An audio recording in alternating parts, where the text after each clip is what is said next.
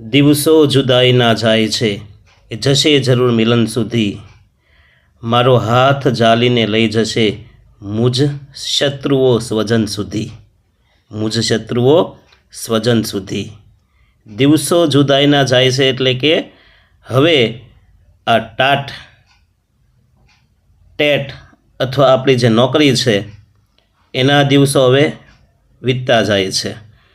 અને નક્કી આ પરીક્ષાઓ હવે આપણને એ આપણી નોકરી સાથેની આપણા ઉદ્દેશ સાથે મિલન કરાવશે. અને એટલે જ હવે આપણે લગાતાર સતત એકધારી મહેનત કરવાની છે, થાકવાનું હારવાનું નથી. જોઈએ આપણે આજે બંધારણ અને શિક્ષણ. ઘણા બધા ફેરફાર કર્યા સરકારે. બંધારણમાં પણ ફેરફાર થયા છે. નવી બંધારણીય નીતિ પ્રમાણે આરટીએ જેવા કાયદા પણ આવ્યા છે. ટૂંકમાં આપણે આજે જોવાનું છે. લખવાનું રાખજો, બરાબર. ચાલો જોઈએ આપણે શિક્ષણનો અધિકાર અનુચ્છેદ 21A પ્રમાણે. જો પ્રશ્ન પૂછાય શિક્ષણનો અધિકાર બંધારણની કઈ કલમ પ્રમાણે છે, તો અનુચ્છેદ 21A. હવે જો 21મી કલમ તો છે જ તે, પણ એ આવ્યું એટલે સમજવાનું કે આ ઉમેરવામાં આવ્યું છે. મૂળ બંધારણમાં નહોતો પણ આ ઉમેરવામાં આવ્યો છે. તો જોઈએ આ શિક્ષણનો અધિકાર ક્યારે ઉમેરવામાં આવ્યો. તો 86મા બંધારણીય સુધારા 2002 દ્વારા શિક્ષણનો મૂળભૂત અધિકાર બનાવવામાં આવ્યો. સમજાણું ને? શિક્ષણનો અધિકાર 86મો સુધારો થયો ને ત્યારે આવ્યો. અને ક્યારે? 2002માં. કઈ કલમમાં આવ્યો? તો 21A. આ અંતર્ગત રાજ્ય 6 થી 14 વર્ષની વયના તમામ બાળકોને મફત અને ફરજિયાત શિક્ષણ આપવા માટે બંધાયેલું છે. રેડી? નવો મુદ્દો જોઈએ, સંયુક્ત યાદી. આમ તો બંધારણ પ્રમાણે ત્રણ કે ચાર પ્રકારની યાદી આવે છે: કેન્દ્ર યાદી, રાજ્ય યાદી, સંયુક્ત યાદી અને શેષ યાદી. બરાબર ને? 4 થઈ ને? પણ આપણે શિક્ષણની વાત કરવાની છે, અડીવળી નહીં. તો સંયુક્ત યાદીની વાત કરીએ તો 1976ના 42મા સુધારા પ્રમાણે, અહીંયા 2-3 પ્રશ્ન ભેગા થઈ ગયા. 42મો સુધારો ક્યારે આવ્યો? 1976માં. 1976માં કેટલામાં સુધારો થયો બંધારણનો? 42મો. ફરીવાર 1976ના 42મા બંધારણીય સુધારા દ્વારા શિક્ષણને રાજ્ય યાદીમાંથી ખસેડી અને સંયુક્ત યાદીમાં મૂકવામાં આવ્યું. મતલબ કે હવે શિક્ષણ છે એ માત્ર રાજ્યની નહીં, કેન્દ્રની પણ જવાબદારી છે. સંયુક્ત એટલે બંનેની, યાદ રાખજો. આનો અર્થ એ છે કે કેન્દ્ર અને રાજ્ય સરકાર બંને શિક્ષણ અંગે કાયદા બનાવી શકશે. કયા સુધારા દ્વારા? 42માં. ક્યારે એવો સુધારો? 1976માં. શું સુધારો કર્યો? તો કે રાજ્ય યાદીમાં હતું તે હવે કઈ યાદીમાં આવી ગયું? સંયુક્ત યાદીમાં. એટલે કે કેન્દ્ર અને રાજ્ય બંને તેમાં કાયદા બનાવી શકશે.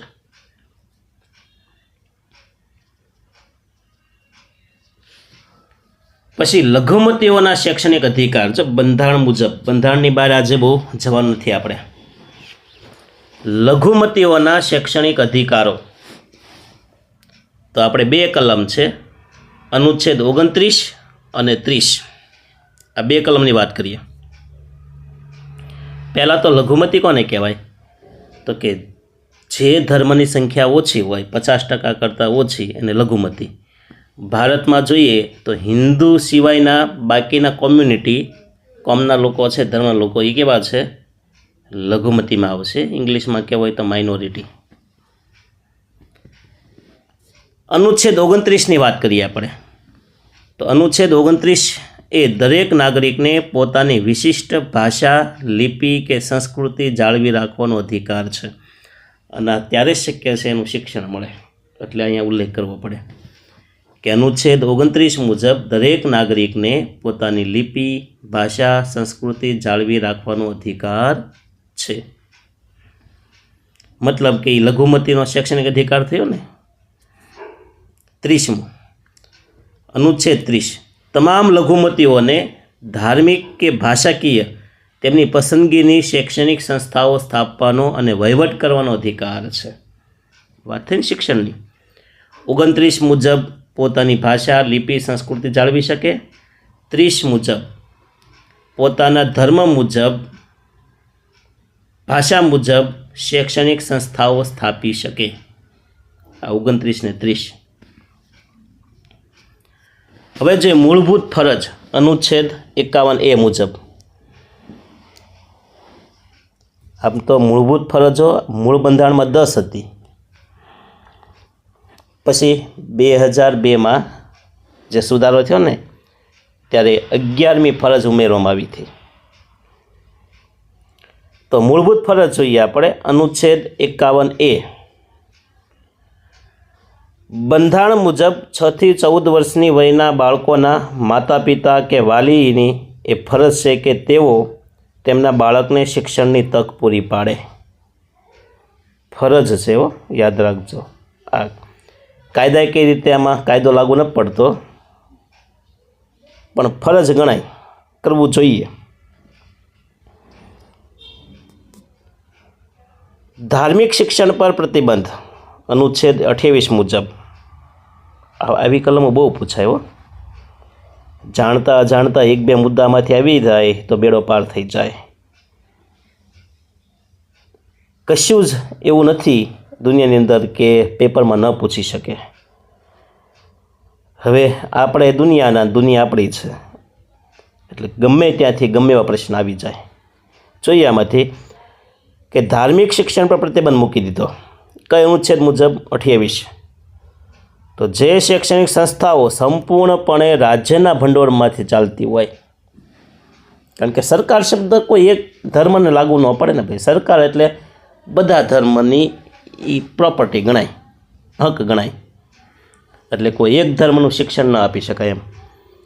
તો જે શૈક્ષણિક સંસ્થાઓ સંપૂર્ણપણે રાજ્યના ભંડોળથી ચાલે છે તેમાં કોઈ પણ પ્રકારનું ધાર્મિક શિક્ષણ આપી શકાતું નથી. નબળા વર્ગો માટે આપણે જોગવાઈ જોઈએ, કારણ કે સામાજિક શૈક્ષણિક શબ્દ છે, પછાત, એટલે એમનો પણ શૈક્ષણિક રીતે ઉત્કર્ષ થવો જોઈએ. તો નબળા વર્ગો માટેની જોગવાઈ અનુચ્છેદ 46માં આપેલી છે. તો રાજ્યના નબળા વર્ગો, ખાસ કરીને અનુસૂચિત જાતિ એટલે કે SC અને અનુસૂચિત જનજાતિ એટલે કે ST ના શૈક્ષણિક અને આર્થિક હિતોના રક્ષણ માટે વિશેષ કાળજી લેશે. કોણ? રાજ્ય. કારણ કે રાજ્ય નીતિના માર્ગદર્શક સિદ્ધાંતની અંદર આ વાત થયેલી છે. 46મી કલમ છે ને, એ રાજ્ય નીતિના માર્ગદર્શક સિદ્ધાંતમાં આવશે.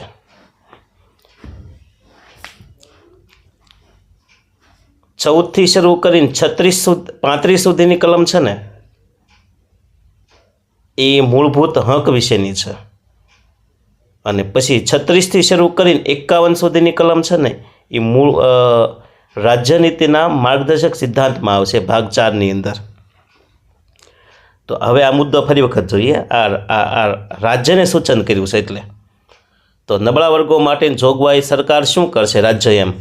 એ અનુચ્છેદ 46માં શું કે સાંભળજો, કે રાજ્ય નબળા વર્ગો, ખાસ કરીને અનુસૂચિત જાતિ અને અનુસૂચિત જનજાતિ ST ના શૈક્ષણિક અને આર્થિક હિતોના રક્ષણ માટે વિશેષ કાળજી લેશે.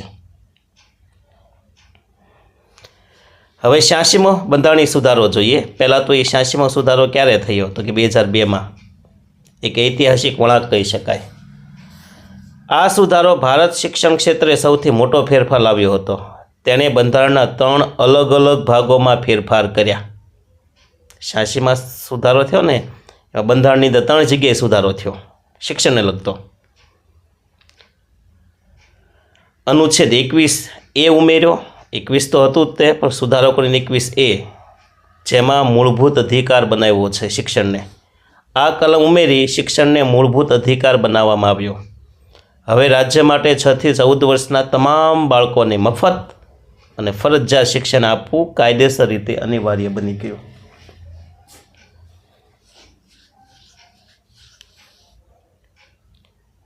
હવે જોઈએ આપણે અનુચ્છેદ 45 રાજ્યનીતિના માર્ગદર્શક સિદ્ધાંતની અંદર 45મી કલમ શું કહે છે? તો કે આ કલમમાં સુધારો કરી અને રાજ્યને આદેશ આપવામાં આવ્યો કે 6 વર્ષથી નાની વયના બાળકોની સંભાળ અને શિક્ષણ અર્લી ચાઇલ્ડહુડ કેર ECC માટે પ્રયત્ન કરશે. આના આધારે જ આંગણવાડી જેવી વ્યવસ્થાઓ ચાલે છે. 45 મુજબ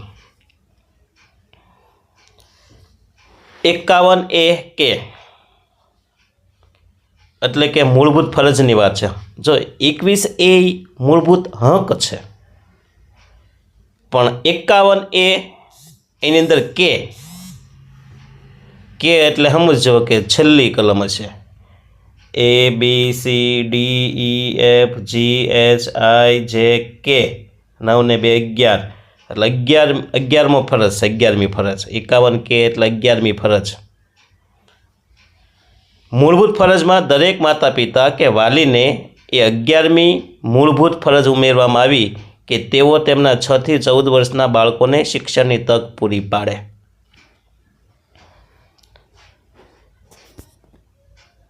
આ થઈ બંધારણની વાત. હવે જોઈએ તેમાં તે આગળ અગાઉ જોયેલો મુદ્દો ફરી વખત આવ્યો કે લઘુમતીઓના શૈક્ષણિક અધિકારો 29 ને 30 મુજબ રિવિઝન થઈ જાય, ભલે બીજી વખત આવ્યો. તો કે ભારતનો કોઈ પણ નાગરિક પોતાની ભાષા, લિપિ, સંસ્કૃતિ જાળવી રાખવાનો હક છે. કઈ કલમ મુજબ? 29. 30 મુજબ ધાર્મિક કે ભાષાકીય લઘુમતીઓને પોતાની પસંદગીની શૈક્ષણિક સંસ્થાઓ સ્થાપવાનો, વહીવટ કરવાનો પૂરો અધિકાર છે. સરકાર આવી સંસ્થાઓને સહાય આપવામાં ભેદભાવ કરી શકશે નહીં. તો 29 ને 30 સમજાઈ ગયું. 29 છે એમાં સંસ્કૃતિ જાળવવાની વાત છે, 30માં ધાર્મિક સંસ્થા સ્થાપવાની વાત છે. પણ કોને? બે લઘુમતીને. હવે આવશે માતૃભાષામાં શિક્ષણ. આ બહુ પૂછાય છે, આવા પોઈન્ટ જ પૂછી લે છે. તો માતૃભાષામાં શિક્ષણ મળવું જોઈએ એવું અનુચ્છેદ 350A કલમ કહે છે. 350A બંધારણની આ કલમ મુજબ રાજ્ય દરેક બાળકને, ખાસ કરીને ભાષાકીય લઘુમતી જૂથોના પ્રાથમિક શિક્ષણ સ્તરે તેમની માતૃભાષામાં શિક્ષણ મળે તેવી પૂરતી સવલતો પૂરી પાડવાનો પ્રયાસ કરવો જોઈએ. કયા મુજબ? 350A મુજબ લઘુમતી ઓછી ભાષા બોલાવતી હોય, અમુક જગ્યાએ દાખલા તરીકે ગુજરાતી ને હિન્દી, મરાઠી અથવા બહોળા પ્રમાણમાં બોલાતી હોય છે, પણ અમુક ભાષા એવી હોઈ શકે કે જે બહુ ઓછા લોકો બોલતો હોય છે, એ લોકોની માતૃભાષા હોય, એને એમાં પણ શિક્ષણ મળવું જોઈએ એવું 350A કલમ કહે છે. ચોથું, શિક્ષણ અને સંયુક્ત યાદી આપણે જોઈએ તો 1976ના 42માં સુધારા પહેલાં શિક્ષણ માત્ર રાજ્ય યાદીમાં હતું. ક્યારે? 1976માં. કયો સુધારો થયો પહેલાં? 42માં સુધારો થયો પહેલાં. પરંતુ હવે એ સંયુક્ત યાદીમાં આવી ગયું છે. સંયુક્ત યાદી એટલે શું? તો કે કેન્દ્ર સરકાર અને રાજ્ય સરકાર બંને શિક્ષણ પર કાયદા બનાવી શકે. જો બંનેના કાયદા વચ્ચે કોઈ વિવાદ થાય તો કેન્દ્રનો સરકારનો કાયદો માન્ય ગણાશે. જો બંધારણમાં ગમે ત્યારે સંયુક્ત યાદીમાં કેન્દ્ર સરકારે કાયદો ઘડે, રાજ્ય સરકાર પણ ઘડે છે, પણ બે વચ્ચે કદાચ વિવાદ થયો, અસમંજસતા આવી, તો કેન્દ્રનો કાયદો છે ને એ માન્ય ગણાશે. બરાબર છે, રાજ્યનો નહીં. પછી જોઈએ આપણે RTE એક્ટ 2009. તો અનુચ્છેદ 21A ને અમલમાં મૂકવા માટે સરકારે શિક્ષણનો અધિકારનો કાયદો RTE right to education act બનાવ્યો. 1 એપ્રિલ 2010થી અમલમાં આવ્યો. આ કાયદા હેઠળ ખાનગી શાળાઓમાં પણ ગરીબ બાળકોને 25% બેઠકો અનામત મળશે. તો અહીંયા યાદ રાખવાનું કે RTEનો કાયદો ક્યારે અમલમાં આવ્યો? તો 1 એપ્રિલ 2010માં. હવે આ મુદ્દા જે ભણ્યા ને એ રિવિઝન થાય એટલા માટે આપણે વિશદ પ્રશ્ન ટેસ્ટ રૂપે એટલે કે MCQ રૂપે જોઈએ, દ્રઢીકરણ થઈ જાય. કેટલાક લોકો ઓનલાઈન પ્લેટફોર્મને માન્ય નથી આપતા, પણ આ પણ એક આખો દિવસ આપણે પાઠ્યપુસ્તક બુક વાંચીને થાકી ગયા હોય અને ત્યારે આરામથી નિરાતે ફોન તો અમથોય આપણે અડધી કલાક જોતા જ હોઈએ, તો આવા કોઈક વિડીયોમાં આપણે સમય બગાડીએ તો આપણો કન્ટેન્ટ પાવર થોડોક વધે, બરાબર ને? અને આવા વિડીયો હોય એટલે અમારી જવાન થોડોક સબસ્ક્રાઈબ કરી, શેર કરી અને થોડોક અમને પણ અમારી પ્રેરણા વધારવાની, કારણ કે શિક્ષણમાં પ્રેરણાનું ખૂબ મહત્ત્વ છે, તેમ બધા જાણો છો. જોઈએ આપણે પ્રશ્ન આ મુદ્દાને લગતા. કયા બંધારણીય સુધારા દ્વારા શિક્ષણને મૂળભૂત અધિકાર બનાવવામાં આવ્યો? તો જવાબ છે 86મો બંધારણીય સુધારો. ક્યારે? 2002માં આવ્યો તો ખબર છે ને? એના દ્વારા છે ને હવે શિક્ષણ છે ને એ આપણો મૂળભૂત અધિકાર બની ગયો છે. 21A કલમમાં આવી ગયો. બીજું, બંધારણની કઈ કલમ હેઠળ 6 થી 14 વર્ષના બાળકોને મફત અને ફરજિયાત શિક્ષણની જોગવાઈ છે? તો જવાબ છે 21A. બંધારણની 21A મુજબ હવે 6 થી 14 વર્ષના તમામ બાળકોને મફત ફરજિયાત શિક્ષણનો અધિકાર આપી દીધો, મૂળભૂત અધિકાર આપી દીધો છે. ક્યારે આ સુધારો થયો? 2002માં. કેટલામો? 86મા સુધારા દ્વારા. આરટીઈનો કાયદો 86મો સુધારો 2002માં. કઈ કલમમાં? 21Aમાં. શિક્ષણનો વિષય બંધારણની કઈ યાદીમાં આવે છે? તો જવાબ છે સંયુક્ત યાદી. પહેલાં રાજ્ય યાદીમાં હતો, પણ હવે ક્યાં આવી ગયું? સંયુક્ત યાદીમાં. કયા વર્ષે શિક્ષણને રાજ્ય યાદીમાંથી સંયુક્ત યાદીમાં ફેરવવામાં આવ્યું? તો 1976માં 42મા સુધારા દ્વારા. ક્યારે? 42મા સુધારા દ્વારા. પાંચમું, માતા પિતાએ પોતાના 6 થી 14 વર્ષના બાળકોને શિક્ષણની તક પૂરી પાડવી આ કઈ કલમ હેઠળ મૂળભૂત ફરજ છે? તો મૂળભૂત ફરજની છેલ્લી છે 51A. એ મૂળભૂત, જો 51A, આ એ સહિત બોલું છું, એ મૂળભૂત ફરજો છે. એમાં 11 છે. કઈ 11? ABCDEFGHIJK સુધી. એમાં જે 51A પછી જે K છે ને એ મૂળભૂત ફરજની અંદર 6 થી 14 વર્ષના બાળકના માતા પિતાને લગતી છે. આ યાદ રાખજો. છઠ્ઠું, ધાર્મિક કે ભાષાકીય લઘુમતીઓને પોતાની શિક્ષણ સંસ્થાઓ સ્થાપવાનો અધિકાર કઈ કલમ આપે છે? તો કલમ 30. પોતાની લઘુમતી, જો 29 છે ને એમાં લિપિ ભાષાની વાત હતી, પણ લઘુમતી માટે સંસ્થા સ્થાપવાની હોય તો એ કલમ 30 કામ કરશે. ભાષાકીય લઘુમતી ધરાવતા પ્રાથમિક શિક્ષણ માતૃભાષામાં મળી રહે તેવી જોગવાઈ કઈ કલમમાં છે? તો એ ઠેઠ વહી જવાનું પાછળ 350A કલમ, કે લઘુમતીના બાળકોને પણ માતૃભાષામાં શિક્ષણ મળવું જોઈએ. પછી ભલે અરબી ફારસી ભાષા બોલતા હોય એને પણ એની ભાષામાં શિક્ષણ મળવું જોઈએ, એવું 350A કલમ કહેશે. સંપૂર્ણ સરકારી ગ્રાન્ટથી ચાલતી શૈક્ષણિક સંસ્થાઓમાં ધાર્મિક શિક્ષણ પર પ્રતિબંધ કઈ કલમ મૂકે છે? કે સરકારી સ્કૂલ હોય બધા માટે હોય છે, કોઈ એક કોમને નહીં, એટલે કોઈ એક ધર્મનું શિક્ષણ નહીં આપવાનું એવું કહે છે 28મી કલમ. 9મું, પોતાની વિશિષ્ટ ભાષા, લિપિ કે સંસ્કૃતિ જાળવી રાખવાનો અધિકાર નાગરિકોને કઈ કલમમાં છે? તો જવાબ છે B, 29મી કલમ. પોતાની વિશિષ્ટ ભાષા હોય, લિપિ હોય, સંસ્કૃતિને જાળવી રાખવાનો અધિકાર છે જ તે ભારતની અંદર તમામને. 29મી કલમ એ હક આપશે. 10મું, ભારતમાં RTE right to education act કઈ તારીખથી અમલમાં આવ્યો? તો 1 એપ્રિલ 2010. RTE એક્ટ હેઠળ ખાનગી શાળાઓમાં નબળા વર્ગના બાળકોને કેટલા ટકા બેઠકો અનામત આપી? તો RTEની અંદર ખાનગી શાળામાં પણ 25% આવશે. 25% અનામત આપી છે. 12મું, 0 થી 6 વર્ષના બાળકોની સંભાળ અને શિક્ષણની જોગવાઈ બંધારણના કયા ભાગમાં છે? તો રાજ્યનીતિના માર્ગદર્શક સિદ્ધાંતમાં છે. કલમ નંબર 45 આ જોગવાઈ કરી આપી છે નાના બાળકો માટેની. કારણ કે રાજ્યની ફરજ છે ને 0 થી 6 વર્ષના બાળકોનું સ્વાસ્થ્ય, એમને જે કંઈ રસીકરણ, પ્રાઇમરી એની જે કંઈ એજ્યુકેશન છે એ બધું એને મળી રહે, એ જોગવાઈ કોને કરવાની છે? અને કુપોષણ દૂર કરવું, બધું કામ રાજ્યનું છે, રાજ્યની ફરજમાં આવે છે.